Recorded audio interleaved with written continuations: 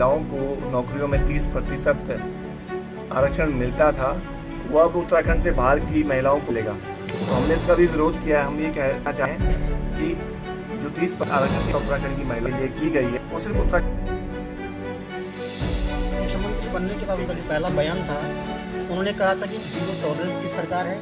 यहाँ पर युवाओं के भविष्य के साथ कोई खिलवाड़ नहीं होगा, मैं भी युवा हूँ और मैं युवाओं के हित के लिए काम करूँगा। उत्तराखंड राज्य बनने के बाद इस प्रकार की परिस्थितियां पैदा हुई जो हमारे पूर्वजों ने कल्पना करी थी। उत्तराखंड राज्य को लेकर, एक छोटा प्रदेश को लेकर, एक अच्छा खुशहाल राज्य बनाने की कल्पना को लेकर हमारे राज्य आंदोलनकारियों ने ये लड़ाई लड़ी थी। के द्वारा यहाँ पर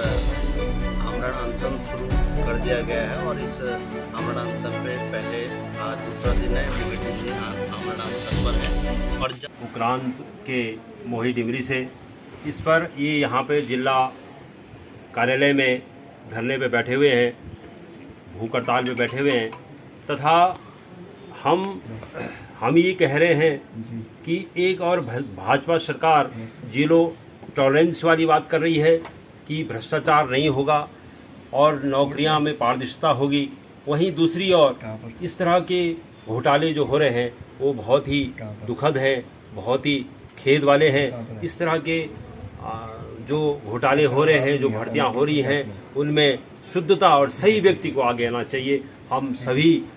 सभी जनता की यही मांग है कि जो अभ्यर्थी काबिल है वो आगे आए और उसकी नियुक्ति हो, सही पद पर नियुक्ति हो और वह उस पद के, जिस पद के वो दावेदारी कर रहा है, उसके लायक हो, ऐसा सबका मानना है। और हमारा भी कहना है कि सरकार ऐसी लोगों को चयनित करे जो सही लोग हैं,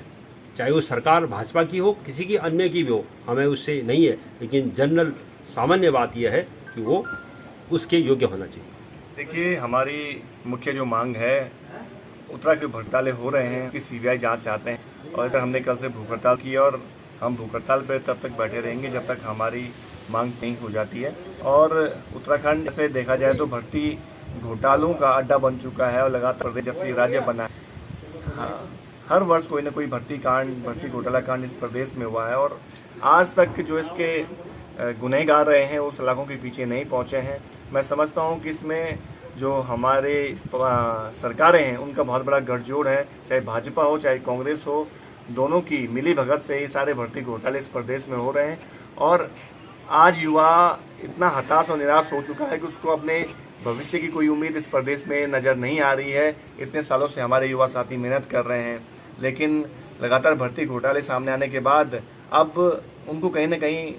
निराश वो लोग नज़र आ रहे हैं। तो हम ये चाहते हैं कि इस प्रदेश में जितनी भी आज तक भर्तियाँ हुई हैं, जिसमें एक तरह से संलिप्तता पाई गई है और विधानसभा में जिस तरह से सामने आए हैं मामले घोटालों के, उन सब की जांच होनी चाहिए। और 60,000 पद उत्तराखंड में भी रिक्त चल रहे हैं, हम ये भी चाहते हैं कि उन पर भी जल्द से जल्द सरकार भर्तियां करे और ये भर्तियां पारदर्शी तरीके से हों, नकल विरोधी कानून सरकार पास करे ताकि इस तरह से कोई भी आने वाले समय में ऐसे कांडों में संलिप्त न हो पाए। तो हम ये चाहते हैं कि तमाम ऐसे मुद्दे हैं जिसको लेकर सरकार को गंभीरता से सोचना चाहिए और इन तमाम जितने भी घोटाले उत्तराखंड में हुए हैं इसकी सीबीआई जांच होनी चाहिए। युवा मुख्यमंत्री उत्तराखंड के हमारे पुष्कर सिंह धामी जी हमेशा कहते हैं कि हम युवाओं की बात करेंगे, हम युवाओं की बात करते हैं, युवाओं की उपेक्षा इस प्रदेश में नहीं होगी। हम ये चाहते हैं युवा मुख्यमंत्री होने के नाते वो अपने प्रदेश के युवाओं की सुध ले। आज युवा आप देखिए कि उसको एक तरह से उम्मीद तक नहीं है आगे अपने भविष्य को लेकर कि क्या उसके साथ होने जा रहा है, क्या आगे वो करे, किससे उसका रोजगार चलेगा, कोई उम्मीद उसको दिखाई नहीं दे रही है। तो सरकार को चाहिए इस पर तुरंत एक्शन ले और आगे निष्पक्ष तरीके से भर्ती यहाँ कैसी हो इसको लेकर सरकार काम करे। के लिए बहुत ही दुर्भाग्य का दिन है कि उत्तराखंड राज्य बनने के बाद इस प्रकार की परिस्थितियां पैदा हुई जो हमारे पूर्वजों ने कल्पना करी थी। उत्तराखंड राज्य को लेकर, एक छोटा प्रदेश को लेकर, एक अच्छा खुशहाल राज्य बनाने की कल्पना को लेकर हमारे राज्य आंदोलनकारियों ने ये लड़ाई लड़ी थी। लेकिन राज्य बनने के बाद जिस प्रकार से यहाँ पे राजनीतिक पार्टियाँ अपना स्वार्थ और अपने फायदे, अपना लोगों को फायदा पहुंचाने के चक्कर में जनता के साथ युवाओं के साथ कितना बड़ा खिलवाड़ कर रही है, ये हमारे उत्तराखंड के लिए बहुत बड़ा दुर्भाग्य है। और जिस प्रकार से UP-SSC का मामला अभी सामने आया है, ऐसे जिस प्रकार से अनेक, जैसे आप विधानसभा में देखो उसमें भर्ती प्रक्रिया हुई, उसमें भी बैकडोर से जो भर्ती प्रक्रिया चल रही है, ये भी दुर्भाग्यपूर्ण है हमारे लिए। और इस समय हम युवा लोग हैं, हम लोग इसीलिए इन मोहित जी को समर्थन देने आए हैं, क्योंकि कहीं ना कहीं एक युवा के भविष्य का सवाल भी है। का इदारा यहाँ पर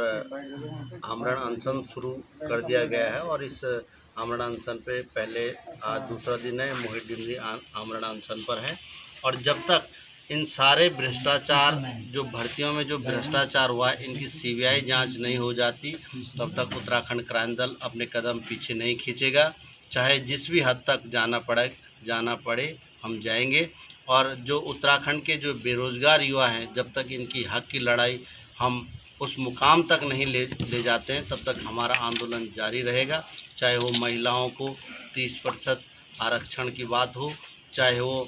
बेरोजगार युवाओं के साथ जो छलावा हो रहा है उसकी बात हो, चाहे वो अग्निवीर के माध्यम से बेरोजगारों को छला जा रहा हो। तो हम इन तमाम मुद्दों को लेकर, ख़ास तौर पर ये जो मुद्दे हैं ये बेरोजगारी से संबंधित है और युवाओं की लड़ाई है, और इस लड़ाई को लड़ने के लिए हमने कदम आगे बढ़ाया है और हम इस लड़ाई को मुकाम तक ले जाने तक निरंतर लड़ते रहेंगे। देखिए, जो वर्तमान में उत्तराखंड के माननीय मुख्यमंत्री जी हैं, धामी जी हैं, जिनको धाकड़ धामी जी के भी नाम से जाना जाता है,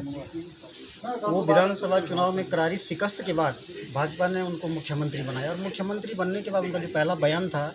उन्होंने कहा था कि जीरो टॉलरेंस की सरकार है, यहाँ पर युवाओं के भविष्य के साथ कोई खिलवाड़ नहीं होगा, मैं भी युवा हूँ और मैं युवाओं के हित के लिए काम करूँगा। लेकिन आज जब युवाओं के हित की बात है, जब पूरे प्रदेश से आवाज़ उठ रही है, युवाओं की आवाज़ उठ रही है कि जो भर्ती में जो घोटाले हुए हैं, भर्ती परीक्षाओं में, उसकी CBI जांच की जाए, तो धामी सरकार बैकफुट पे क्यों है? तो आज उत्तराखंड क्रांति दल पूरे प्रदेश में, और आज कल से हमने यहाँ पर उत्तराखंड क्रांति दल रुद्रप्रयाग इकाई ने छोटे भाई मोहित डिमरी जी की नेतृत्व में यहाँ पर एक आंदोलन छेड़ दिया है। भाई मोहित डिमरी जी यहाँ पर कल से भूख हड़ताल पर बैठे हुए हैं और हमारी सीधी मांगे हैं कि जो भी भर्ती परीक्षाएं हुई हैं उनकी CBI जांच की जाए, और जब तक उनकी CBI जांच नहीं होगी तब तक हमारा ये आंदोलन चलता रहेगा।